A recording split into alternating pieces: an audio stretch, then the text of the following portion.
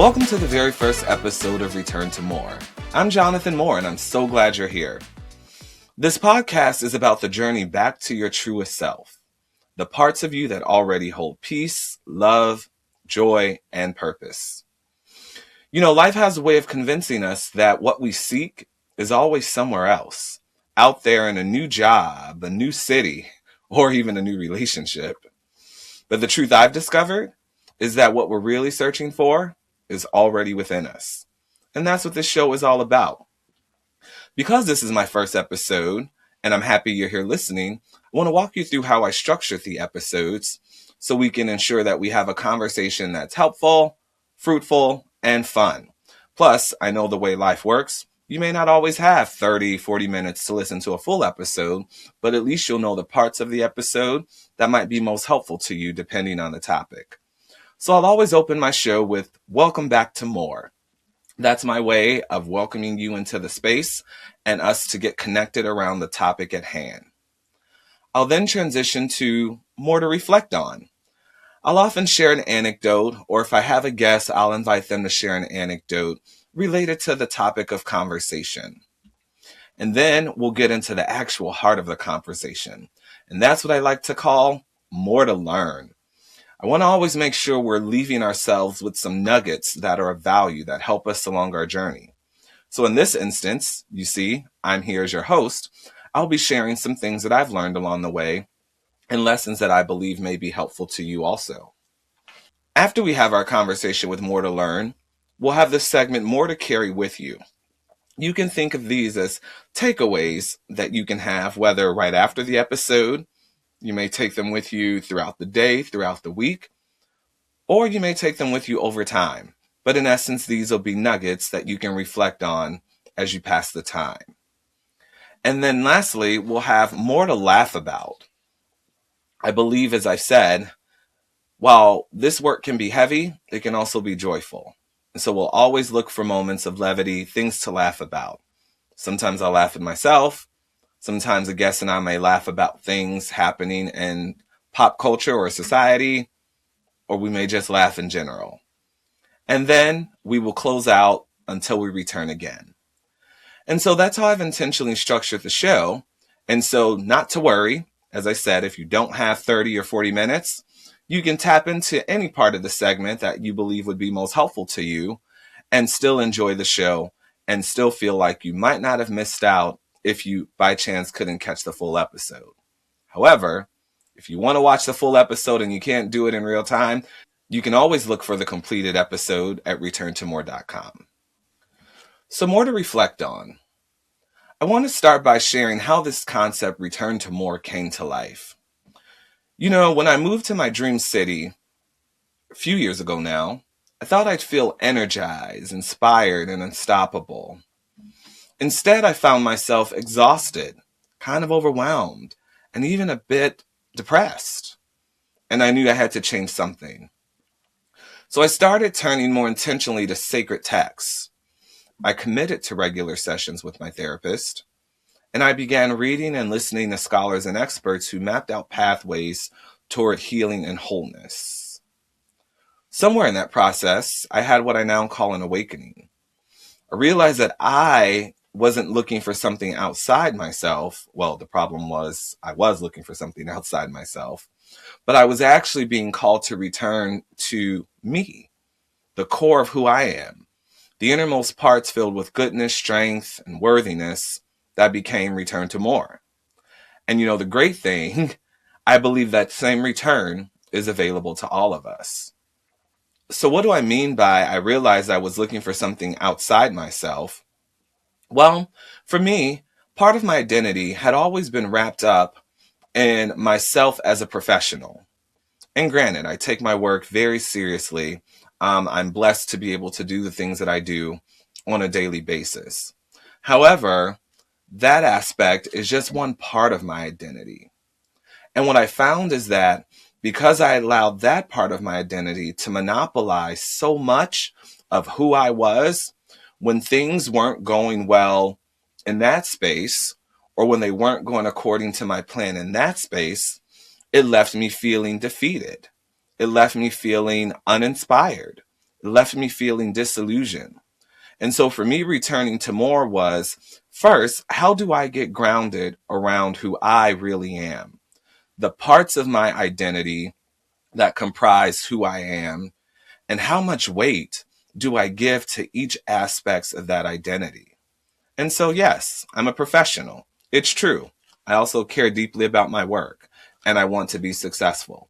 That is an aspect of my identity. Another part of my identity is that I'm a tennis player.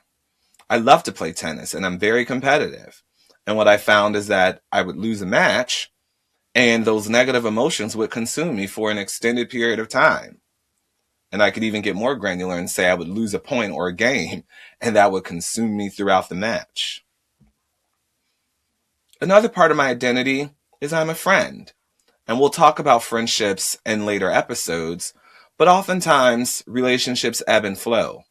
And when relationships are in a period of ebbing, it can also feel exhausting, overwhelming, or cause disillusionment.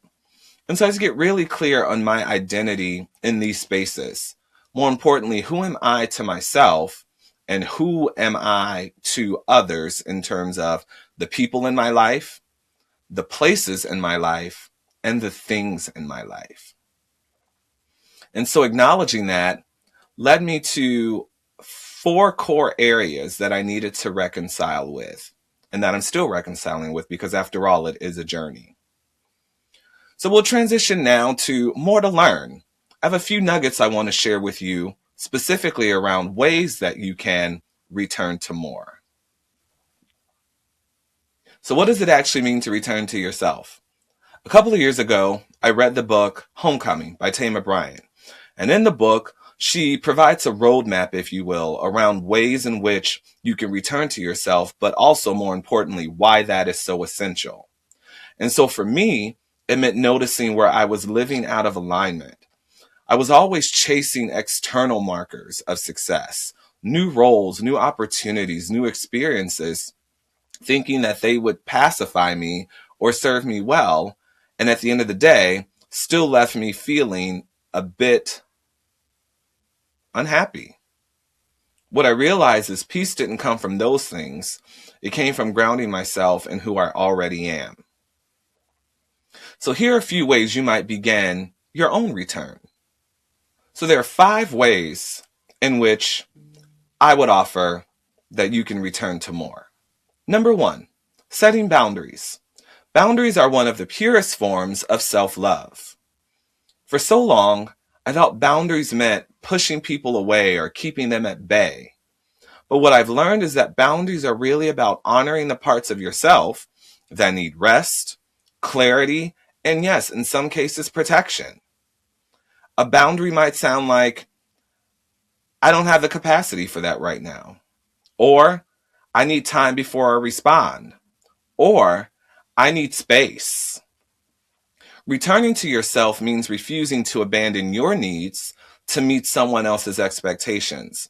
And for those of us who consider ourselves perfectionists and people pleasers, it can add a whole nother dimension of difficulty when trying to set boundaries, especially when your sole purpose is to ensure the happiness of everyone around you, which I will add is a mighty task and one that is unsustainable as someone who has evolved away from being a people pleaser. The second way that you can return to more is by forgiving yourself and others. And the first part is even more essential, forgiving yourself. You know, I remember listening to Iyanla Vanzant years ago when she had her show on the OWN network. And she had this saying, she had many sayings, but one of them was, people do what they do the way they do it because of who they are and the information they have at the time.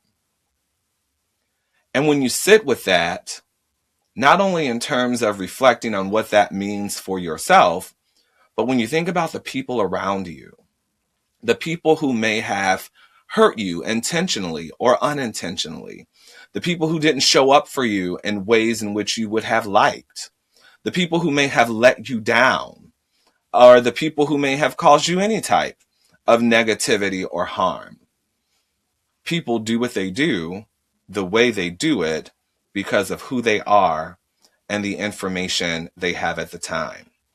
So you could even replace that with I, and even think about the past tense. I did what I did because of who I was and based on the information I had at the time.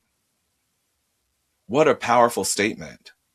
But what a grounding statement, especially as you start the path to perhaps forgiving yourself for decisions you made or decisions you didn't make. So see, forgiveness is one of the hardest things to practice, but it is also one of the most liberating. I had to forgive myself for staying in spaces too long, for shrinking myself, for ignoring what I knew deep down. And that applies to both professional relationships as well as personal ones. Also, I've had to forgive others who didn't know how to love me, honor me, or show up for me. So the power of forgiveness is about acknowledging the hurt, but also giving yourself permission to move forward. The third way you can return to more is being comfortable with evolving. I had a reflection in my mind, just to paint a picture. We often think about the person experiencing the midlife crisis. I think about there is a particular woman in pop culture right now. If you watch Housewives of Atlanta, one of my favorite characters used to be Phaedra at the time. And when Phaedra was first on Housewives of Atlanta, we met her through this image of, the Southern belle who is a lawyer, law degree. She came from a Christian family. We knew her mom was a minister. By all accounts, she was experiencing success as an attorney. We met her on the show when she was pregnant, had just gotten married. And part of the image that she would portray was she was this articulate, educated, Christian Southern belle. So whatever your archetype is, you could probably find a way to fit her into it. And then as time evolved, and life happened. And so as the seasons progressed, what we saw with her as a character, but also the human being, is she would then divorce. By that time, she was a mom of two.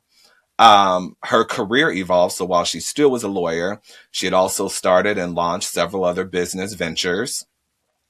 And in that period, she also became close with an unlikely housewife who was a few years her junior. And that other housewife was Portia. It was their friendship that gave way to a riff between her and another character on the show.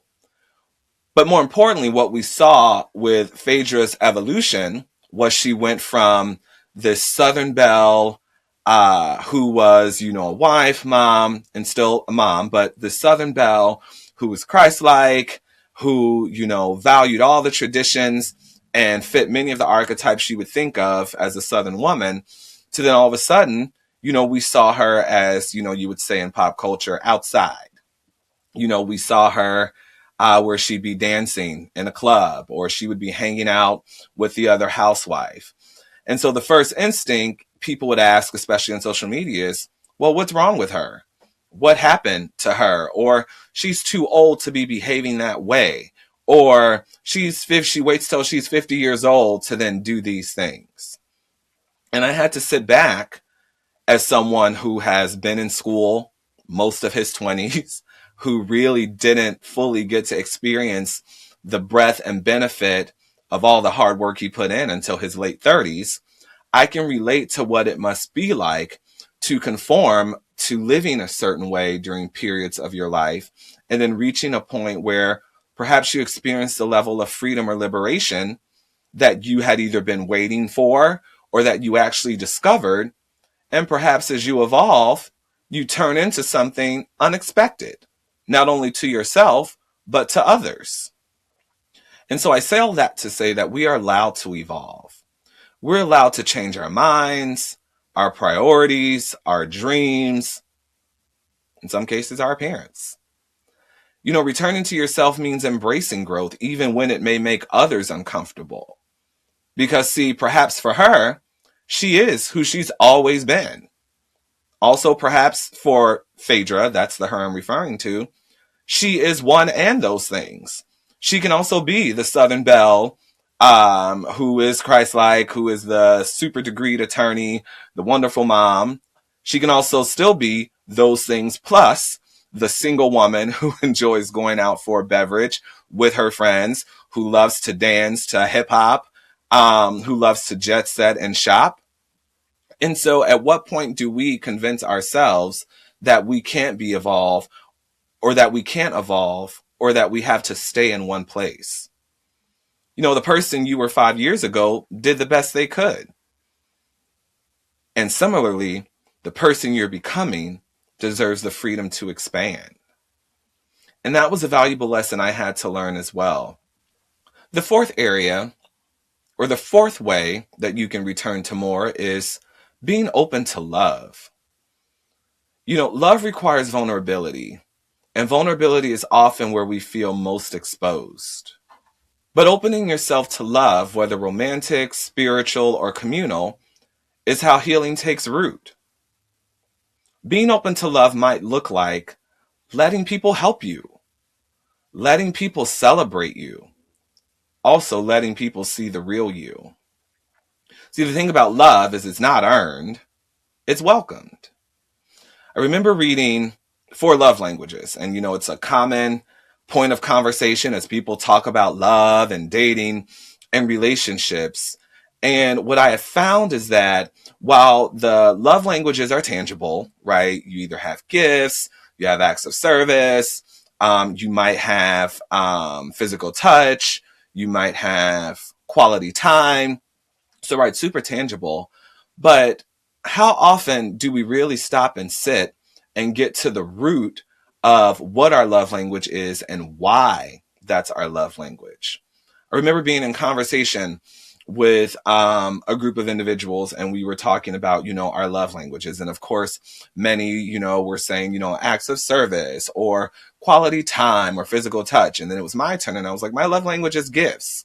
And so then all of a sudden there's sort of like this semi-audible gasp, like, gifts, you just like stuff, or is almost judgmental around the fact that I like gifts. And so what I shared was one thing that the other participants did not. The reason I believe my love language is gifts connects back to childhood. So growing up as an only child, parents worked very hard. They did divorce when I was 10, and so I did live with my mom. She worked extremely hard to ensure that I wanted for very little, and that she exposed me to the things of the world through travel, through food, through various experiences. But in doing that, she also worked incredibly hard. She worked at a steel mill, even though she had a degree in sociology. We'll talk about that perhaps in a future episode, but was able to earn a good living and would work overtime for certain instances, whether to take care of a specific thing or just to ensure that there was more of a safety net for us. And so there were many occasions that she would not be present because she was working. So birthdays or certain holidays. And so what I can remember from my childhood is that there was one birthday in particular, and I can't tell you the age. It must have been 8 or 9, somewhere around there. And one of my aunts, her sister, was kind of my babysitter caregiver at the time. Loved her then. And so my mom would often ensure that there were presents and a cake for me to open. And so when I come home from school, I remember that birthday in particular, I come home from school, mom was working, but nevertheless, my aunt had a cake. There were about 2 or 3 presents, one being roller skates, which then helped me develop my love of skating. But nevertheless, that was an example. So that was one example from childhood. And then because my mom has such a generous spirit, and many of my loved ones do, they know that if they're going out, my mom would always say, oh, I brought you some peanut M&Ms, knowing that that's my favorite candy. Or if she was out, it may look like her. Let's say she went out to eat with her friends or her sisters. It would be like, oh, here, I brought you leftovers, even though, you know, I obviously had food at home. So I wanted to appear like my mom was just leaving me at home with nothing while she brought me scraps. But those are gifts, right? And so when people hear the archetype of gifts, or when people hear the word gifts, They think of the archetype of, oh, I need this diamond this or this diamond that, or, oh, you need to go drop 200, 300, $400 on something. And I will say, for me speaking, when I say gifts, it is also about the thought behind it. So whether it's peanut M&Ms, whether it's cookies and cream ice cream, whether it's bringing home leftovers or texting me the menu if you're out to say, hey, would you like anything or like me to bring home anything? Those are ways in which I enjoy receiving love. And in turn, it translates to a way in which I enjoy giving love. I enjoy giving people I care about gifts.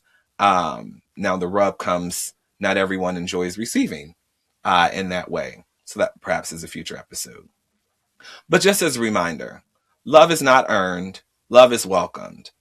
And if you believe in God or another higher being or another universe, then you know through many sacred texts that there is no way that we can earn the love of God. And so all we can do is love like God. The fifth way that I was able to return to more that I think could be helpful to you also, leaning into grief. You know, grief is a part of the return journey, whether we like it or not. And I remember when I was first confronted with this aspect of returning to more, the most tangible part of grief was the loss of people, the loss of a human, someone that we loved.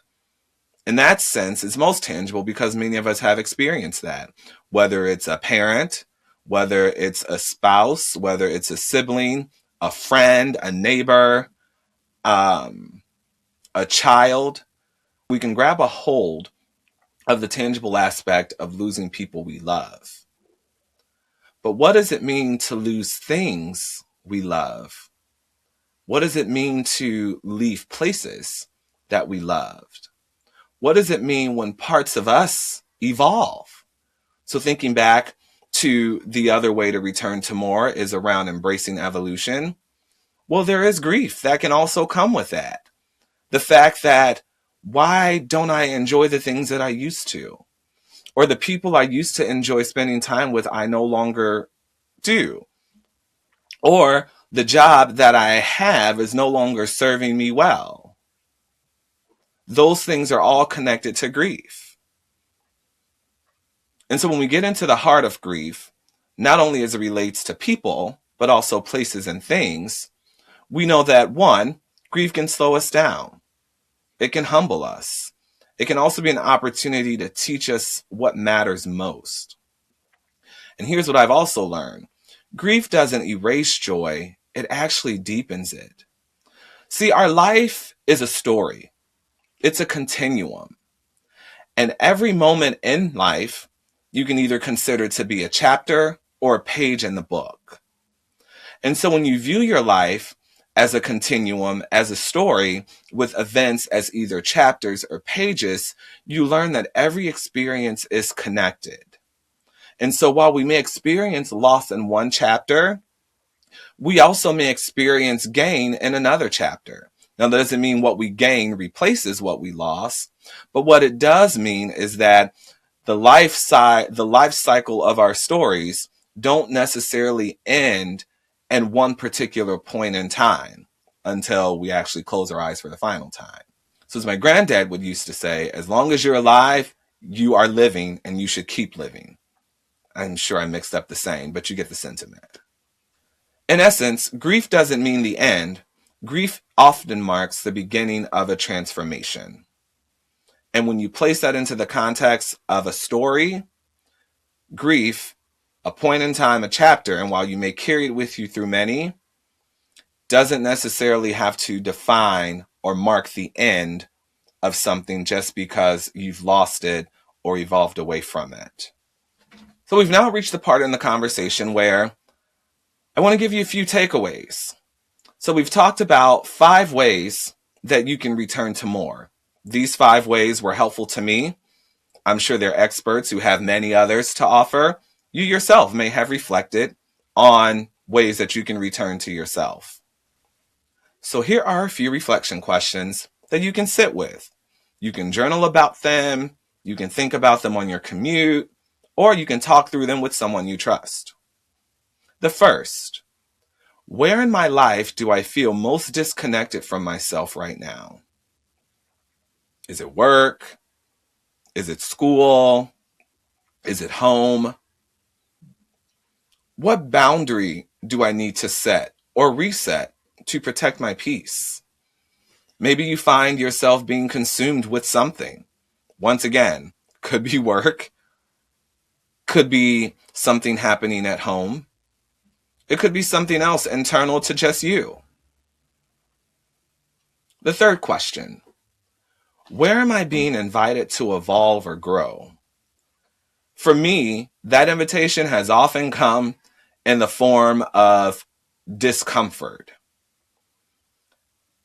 Now, I've been fortunate because as someone who considers themselves a spiritual being, I've always been prompted through discomfort, which can be unpleasant at times, but I've been prompted through discomfort, and that has often been a cue for me to activate that part of my reflection.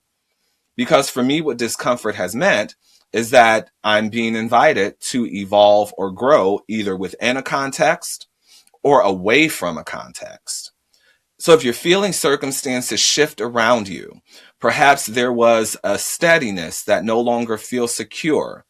Perhaps there was a relationship that used to feel stable that no longer does. Those are sometimes invitations to evolve or grow.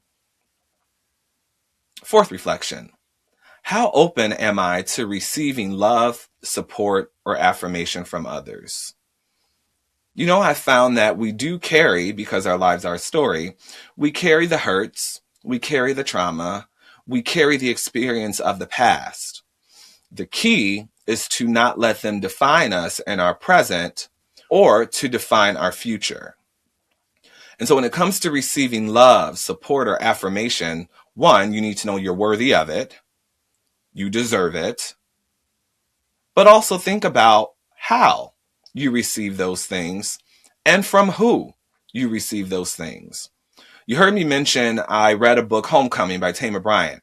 And one of the things she says in the book that really blessed me was, she said, pay attention to how you feel in the presence of people who say they care about you.